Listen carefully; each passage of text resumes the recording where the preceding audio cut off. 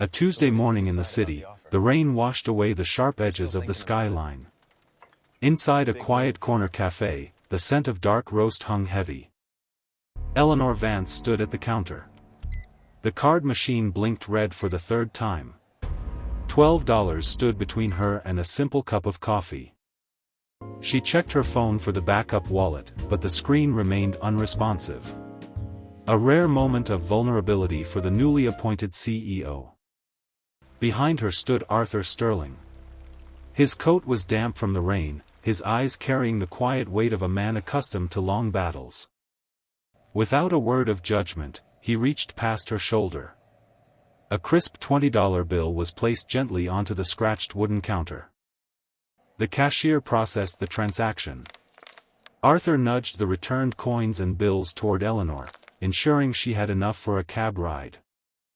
She turned to acknowledge him, her composed facade slipping for a fraction of a second. But he did not linger to accept her gratitude. He simply nodded, his voice low and steady over the sound of the espresso machine. Some days just demand a little grace. Before she could ask his name, he turned and stepped back out into the gray downpour, leaving only the faint chill of the open door. Eleanor looked down at the paper money in her palm. For the first time in months, the absolute certainty of her world had been quietly disrupted. 2 hours later, the rain lashed against the floor-to-ceiling windows of the Vance Tower boardroom. Inside, the air was conditioned to a sterile, absolute zero.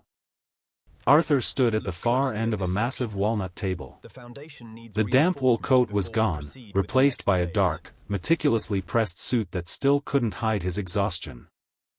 At the head of the table sat Eleanor. She recognized the man instantly. Beneath the polished marble, her hands clasped together tightly, knuckles turning white. He spread his architectural blueprints across the wood. It was a vision for preserving a community, a gentle restructuring of a legacy rather than its demolition. Richard Vance leaned back in his leather chair. A perfectly tailored 60-year-old executive, wearing a corporate smile that entirely failed to reach his eyes. The board's decision had been finalized days ago. The legal counsel slid a heavy, linen paper document toward Eleanor's pristine workspace. She had no leverage to overturn a board vote on her second day. With a heavy, deliberate stroke of her fountain pen, she signed the rejection. Arthur did not argue. He did not perform his disappointment. He simply gathered his blueprints with the practiced efficiency of a man used to losing gracefully. As he turned to exit through the heavy mahogany doors, a small, folded piece of paper slipped from his portfolio, drifting unnoticed onto the carpet. The room emptied, leaving the CEO in the echoing silence. Eleanor walked over to the spot and picked up the paper, a child's crayon drawing, reading, "Good luck, Daddy." By nightfall, the storm settled into a steady drizzle over the older districts. Arthur returned to a narrow apartment, far removed from the marble halls of corporate power. He hung his damp coat by the door. The exhaustion of the day settled into his shoulders, heavy and unyielding. At the small kitchen table sat Leo, his 7-year-old son, quietly sketching a building with careful precision. Arthur offered a reassuring smile, shielding the boy from the reality of the rejection.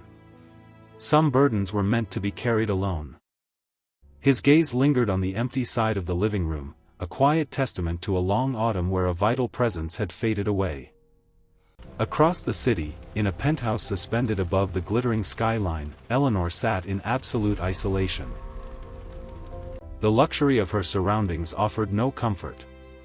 Between her manicured fingers rested the small, crumpled piece of paper she had retrieved from the boardroom. She traced the green crayon letters. "Good luck, Daddy." A raw piece of humanity in a world governed by cold transactions. Back in the dim apartment, Arthur sat under a solitary desk lamp, reviewing the rejection files provided by the board. As his finger traced the structural assessment figures, his eyes narrowed. The numbers were misaligned, a silent trail of shadows hidden in the ledgers. Early Wednesday morning brought a dense, slate-gray fog to the city streets. The classic corner cafe opened its doors long before sunrise. Inside, Arthur unloaded heavy burlap sacks of coffee beans.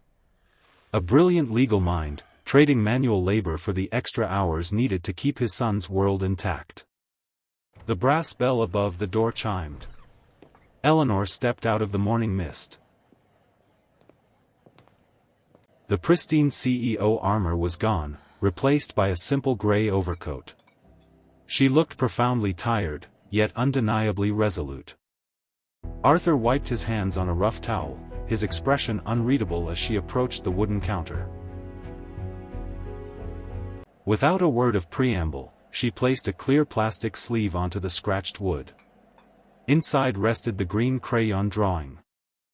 "You left this," she said quietly. He stared at the child's handwriting, the quiet anchor of his turbulent life, safely returned. He gestured toward a small table by the window. They sat in the dim morning light, two opposing forces resting in neutral territory. Eleanor did not offer hollow apologies.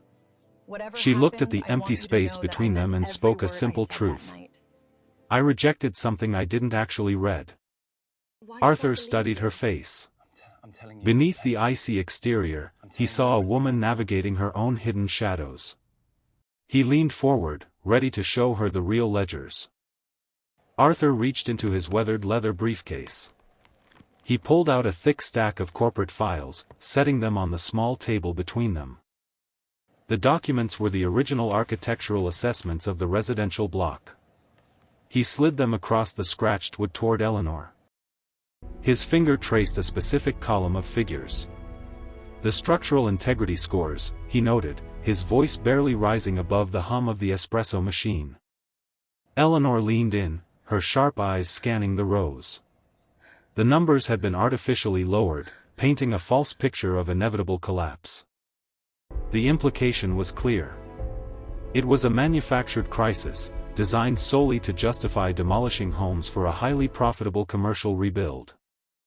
Then, Arthur produced a second, thinner document. A shadow ledger detailing the silent diversion of funds. At the bottom of the page was a bold, familiar signature. Richard Vance. A betrayal etched in blue ink by her own blood. Eleanor's breath hitched for a fraction of a second. The cold marble of her corporate armor cracked under the weight of the revelation. She turned her gaze to the foggy window.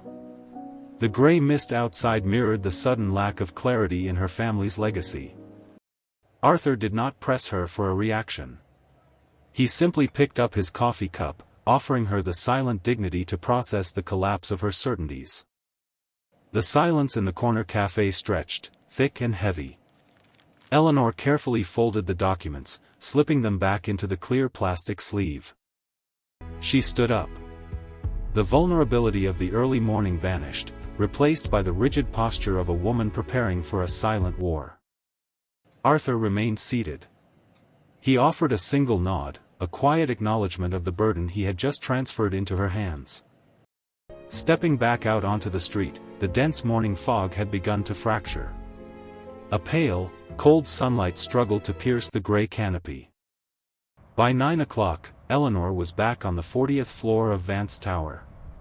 The sterile air conditioning now felt less like luxury and more like a warning.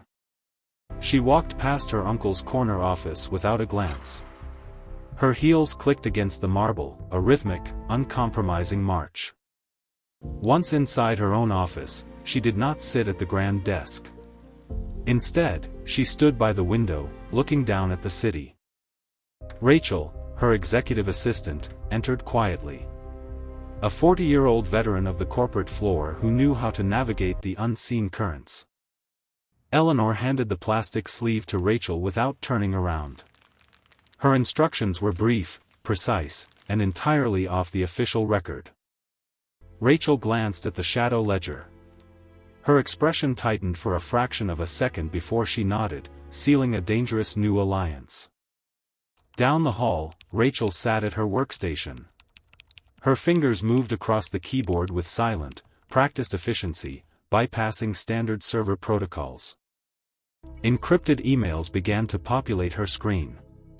A clear, undeniable link between Richard Vance and a third-party commercial development firm emerged from the digital shadows. The heavy mahogany door opened. Richard strolled out, his tailored charcoal suit immaculate, flashing his trademark, hollow smile at the assistant. Rachel offered a polite nod in return. Her composure was absolute, perfectly concealing the digital guillotine she was quietly assembling beneath her desk. Miles away from the corporate warfare, Arthur walked his son toward the local elementary school.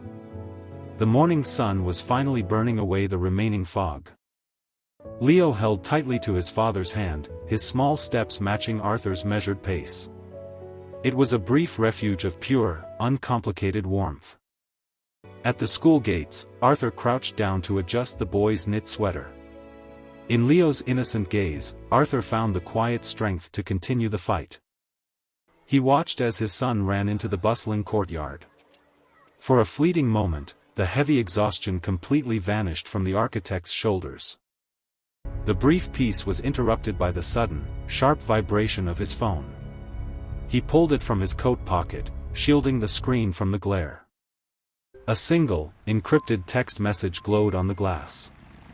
"We have the connection. Midnight." The silent restructuring of power had officially begun. Midnight arrived with another steady downpour. High above the city, Eleanor's penthouse remained completely isolated from the streets below. The heavy door swung open. Arthur stood in the hallway, his dark coat damp from the rain, carrying the expanded files Rachel had secured. Without a word, he crossed the marble floor and laid the documents onto a pristine glass coffee table. They sat across from each other. The corporate armor was entirely discarded. Eleanor wore a simple cashmere sweater, her posture relaxed but vigilant. For hours, they moved through the shadow ledgers together. It was a silent collaboration, deliberate and precise, like two surgeons navigating a complex chart. At one point, both reached for the same architectural diagram. Their fingers brushed lightly, a brief, unacknowledged collision of two vastly different worlds. The deep silence was broken by Arthur's phone. He answered quietly, stepping toward the rainy window. It was his son, waking from a bad dream. Arthur's voice dropped to a profound, gentle whisper, entirely stripping away his stoic exterior. Eleanor watched him from the table.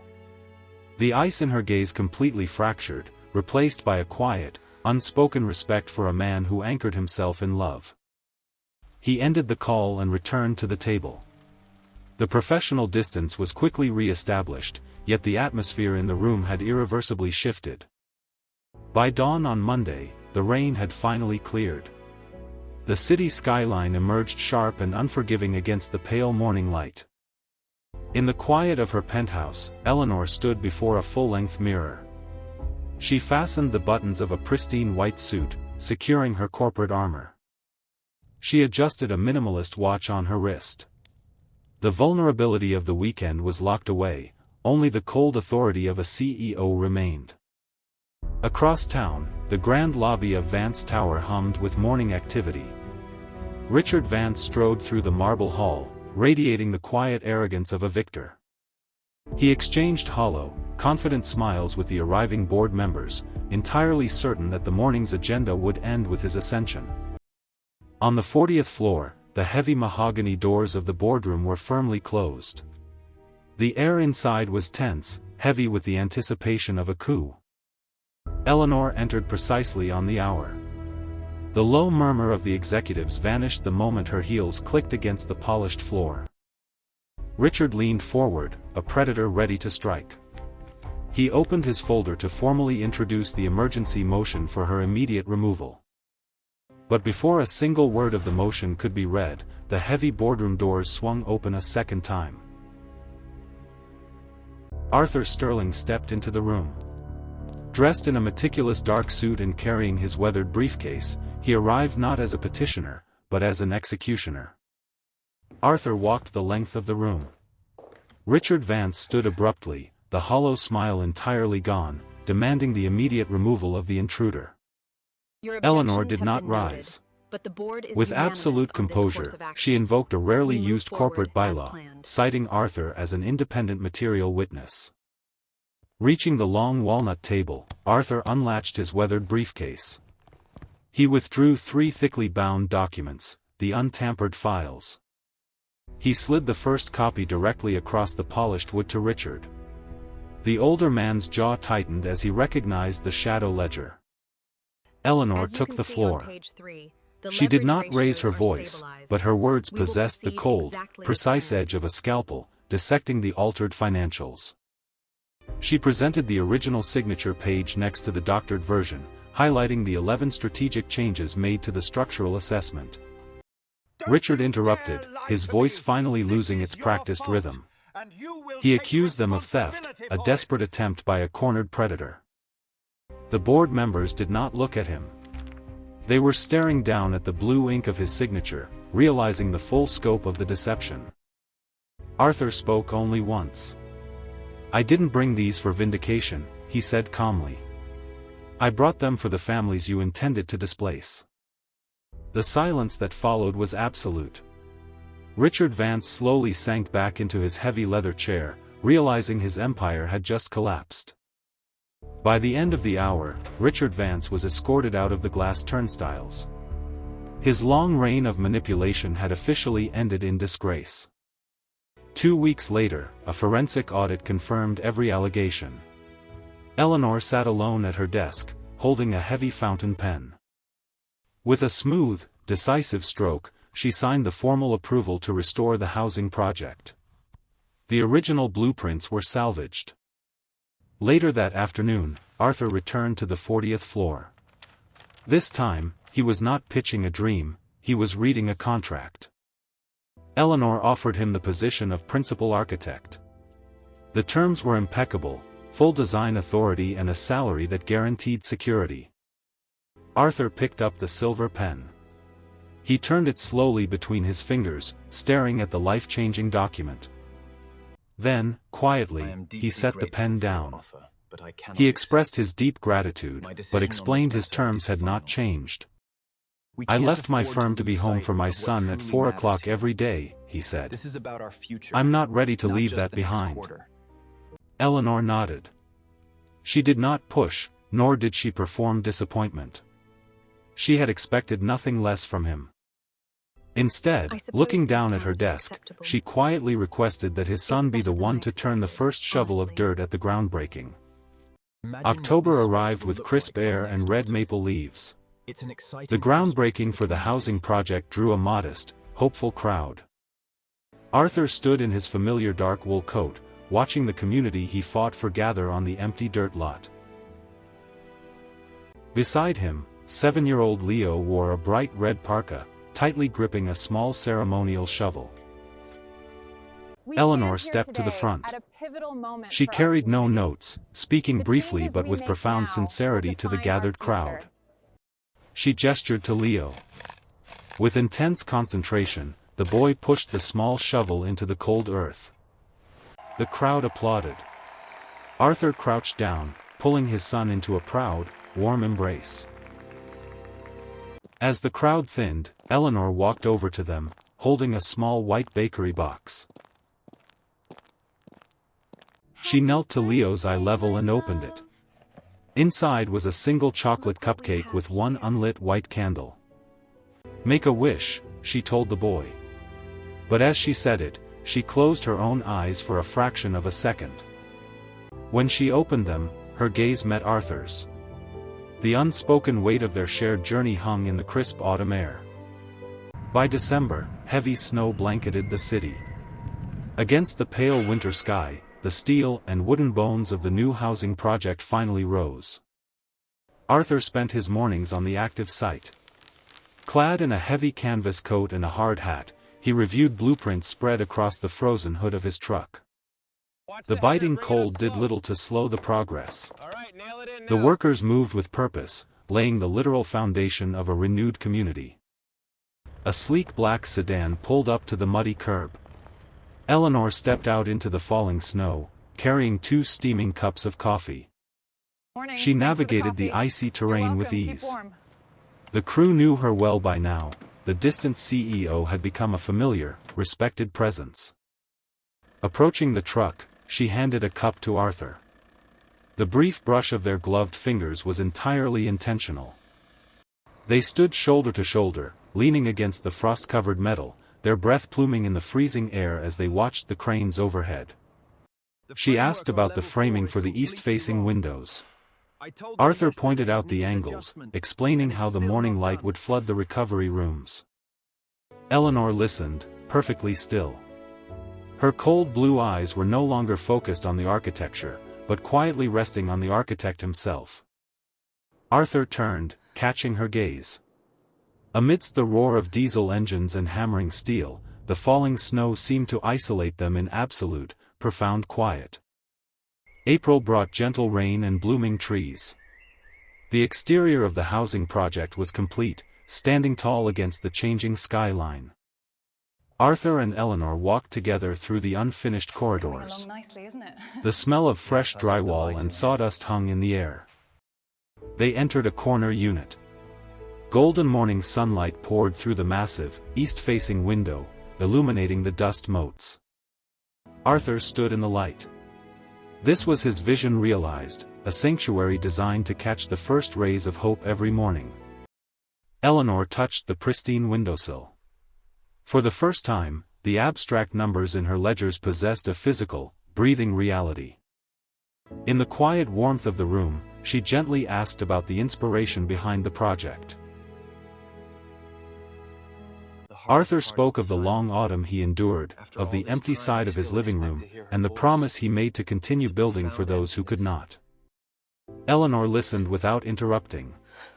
The impenetrable walls of her corporate upbringing had completely dissolved, leaving only profound empathy. She quietly confessed her own lifelong isolation, raised in a cold empire where every relationship was merely a calculated transaction. Arthur turned from the window. In the empty, sunlit room, two survivors of vastly different wars found solace in what they had built together. A month later, the consequences of the shadow ledgers materialized in a federal courtroom. The heavy architecture mirrored the gravity of the day. Eleanor took the witness stand. Dressed in a stark navy suit, she projected an image of unyielding corporate accountability. The prosecution displayed the falsified structural assessments. The deliberate manipulation of numbers was now public record. At the defense table, Richard Vance looked visibly aged. The arrogant predator from the boardroom had been reduced to a desperate man. Under oath, Eleanor answered every question with cold precision. She methodically dismantled her uncle's remaining defenses. In the crowded gallery, Arthur sat completely still. He was there not as an architect, but as a silent anchor. During a harsh cross-examination, Eleanor briefly met Arthur's gaze. In that fraction of a second, she found the quiet strength to hold the line. The gavel fell, sealing the inevitable conclusion. The empire built on deception was formally dismantled by the law. As Richard was led away, he cast one final, bitter look toward his niece. Eleanor did not blink, nor did she lower her head. They walked down the courthouse steps together. The heavy shadow of the Vance legacy was finally lifted, leaving a clear path forward. Summer brought a vibrant energy to the city. The scaffolding was gone, revealing the pristine brick facade of Sarah's place. Moving day was chaotic but filled with an overwhelming sense of relief. Families from the shelter carried boxes into the sunlit courtyard. Arthur spent the morning hauling furniture. Despite the heavy labor, the persistent exhaustion in his eyes had finally been replaced by quiet joy. Inside the units, his architectural vision came to life. The massive east-facing windows captured the brilliant morning sunlight perfectly. Women who had known only instability stood in the golden light, breathing in the safety of their new, permanent homes. Out on the street, Eleanor arrived. The sterile corporate suits were gone, replaced by a simple linen blouse and jeans. She opened the trunk of her car, pulling out several small potted plants, housewarming gifts for the new residents. Leo ran across the courtyard to greet her. She laughed, handing the boy a small terracotta pot to carry inside. Arthur watched them from the steps. He was struck by how effortlessly she belonged in this world she had once dismissed. Eleanor looked up and caught his eye. For the first time since they met, she offered him a completely unguarded, radiant smile. As late summer faded into September, the boundaries between their two worlds continued to blur.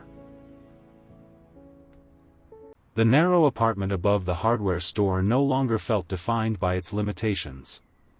The open window carried in the warm evening breeze. Arthur stood in the cramped kitchen, boiling pasta. It was a simple Tuesday night, devoid of corporate crises or desperate pitches. In the living room, the CEO of Vance Enterprises sat cross-legged on a faded rug, surrounded by scattered crayons. Leo was explaining the complex geometry of his latest drawing. Eleanor listened with unwavering, genuine attention. From the kitchen doorway, Arthur watched them. He dried his hands on a towel, letting the domestic peace wash over him. The empty side of the room, once a heavy reminder of his loss, now simply felt like a space waiting to be filled. They gathered around the small wooden table for dinner. The space was tight, forcing a comfortable, physical closeness. Eleanor laughed at something Leo said, a bright, unpolished sound that made the small apartment feel vast. Reaching for a napkin, her hand brushed against Arthur's. This time, neither of them hurried to pull away. By January, a severe winter storm descended upon the region. They were isolated in a remote wooden cabin, miles away from the city skyline. When the power lines failed, the cabin plunged into freezing darkness. The howling wind battered the heavy timber walls. Without hesitation, Arthur took control of the elements. He struck a match, kneeling before the large stone hearth to build a fire. The golden firelight quickly pushed back the cold. On the sofa, Leo slept peacefully, cocooned beneath layers of thick wool blankets. Eleanor sat on the rug, wrapped in a heavy shawl. Her corporate influence was entirely useless here, yet she felt no panic. Arthur returned with 2 mugs of tea heated over the open flames. He sat down closely beside her on the floor. For a long while, they simply watched the wood crackle and burn. The isolation of the storm created a profound, uninterrupted intimacy. Staring into the fire, Eleanor quietly admitted she had never felt so out of control, yet so completely, undeniably safe. Arthur looked at her, the dancing flames reflecting the quiet devotion in his eyes. Gently, he pulled her shawl tighter around her shoulders. Without a word, she leaned her head against him. Outside, the world was a freezing chaos, but within the cabin, they had built a sanctuary.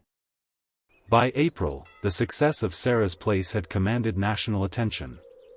Newspapers praised the revolutionary design of the affordable housing project. Sitting at his kitchen table, Arthur watched his phone vibrate relentlessly. Prestigious firms from out of state were offering lucrative contracts. He glanced from the glowing screen to the hallway, where Leo was eagerly putting on his jacket for their Saturday morning routine. Arthur made his choice without hesitation. He muted the device, leaving the distant empires unanswered. His priority remained exactly where it was. Father and son walked together through the Strip district. The heavy winter gray had finally surrendered to bright, warm spring sunlight. Leo ran a few steps ahead, his laughter echoing against the brick buildings. Arthur followed, his posture completely unburdened. They approached the familiar classic corner cafe. The street was bustling, reflecting the renewed life of the neighborhood. Through the large glass window, Arthur spotted a familiar figure waiting at their usual table. Eleanor sat quietly, reading a book in the morning light. She looked entirely at peace, completely untethered from her corporate throne. Arthur paused on the sidewalk, a profound smile touching his lips. His world was no longer defined by what he had lost. Arthur pushed open the heavy glass door. The familiar chime of the brass bell announced their arrival into the warm, coffee-scented air. Leo ran immediately to the pastry display, pressing his hands excitedly against the glass case. Behind the counter, the barista smiled. Knowing exactly what the boy wanted, he slid a small ceramic plate across the scratched wood. Resting on the plate was a single chocolate cupcake, topped with one pristine white candle. Arthur stepped up beside his son. He reached into his coat pocket, pulling out his leather wallet. With deliberate slowness, he laid 3 crisp $1 bills onto the counter. A quiet, perfect echo of a rainy Tuesday months ago. The barista accepted the bills with a silent nod, recognizing the unspoken tradition. Arthur picked up the small plate. He walked slowly across the sunlit floor toward the table by the window. Eleanor looked up from her book. The sight of the man and his son approaching brought a soft, unreadable light to her eyes. Arthur gently set the plate down in front of her. "Happy birthday, Eleanor," he said, his voice steady and warm. Eleanor looked down at the single white candle. "It's not my birthday," she stated, a subtle smile playing on her lips. Arthur pulled out a chair and sat across from her. He met her gaze with unwavering, quiet affection. "I know," he replied, his voice barely above a whisper. "But I never got to celebrate the last one with you properly." The simple truth of his words hung in the air. For Eleanor, the last remnants of her emotional armor quietly shattered. Leo scrambled onto the chair beside her. He tugged at her light blue sleeve, demanding her attention for a new story. The three of them sat together at the small wooden table. It was the exact same spot where two strangers had once met in the rain. Leo happily dismantled the chocolate cupcake, completely oblivious to the profound, silent current flowing between the adults. Arthur took a slow sip of his black coffee. He watched the woman and his son with a sense of absolute completion. Eleanor eventually turned her gaze toward the large glass window, watching the busy spring morning unfold on the street. She was no longer analyzing markets or bracing for betrayal. She was simply existing, anchored in a moment of pure, uninterrupted peace. She let her hand fall gently onto the scratched wood of the table. Arthur's left hand was already resting there, relaxed and steady in the morning light. Their little fingers touched. It was not a grip, nor a hold. Just a quiet, undeniable connection. They rested against each other like two pieces of paper. Neither of them moved a fraction of an inch. Beside them, Leo was energetically recounting a story about a girl in his class, his hands animating the tale. Both adults nodded at the right places, offering soft, affirming hums. But neither of them was truly tracking the boy's words. Their entire consciousness was anchored to a single point of physical contact. Outside the glass, the bright morning briefly gave way to a gentle, warm spring sun shower. The soft rain fell against the pavement, a beautiful echo of the storm that had first brought them together. Inside the cafe, however, the heavy storms were finally over. Only an unbreakable warmth remained. High above the city, the boardroom of Vance Tower sat empty and quiet. The ruthless ambition that once governed the room had been entirely replaced. On the back wall, resting perfectly aligned among the active project archives, sat a thick manila folder labeled Sarah's Place. Safely tucked inside the official corporate paperwork was a folded, slightly crumpled piece of paper. A child's crayon drawing. Stick figures holding hands, with the words, "Good luck Daddy," written in green. It had been placed there by hand, serving as the silent, unyielding foundation of the new corporate legacy. Across town, the morning sun finally crested the horizon. Its golden light hit the east-facing windows of the completed housing project. Inside those rooms, women who had once lost everything were waking up to the safety of the morning light. Down on the street, three figures walked away together into the bustling city. A CEO, an architect, and a boy. They did not look back at the empire they had conquered, nor the tragedy they had survived. They only looked forward. Because sometimes, all it takes to rebuild an entire world is a single moment of quiet grace.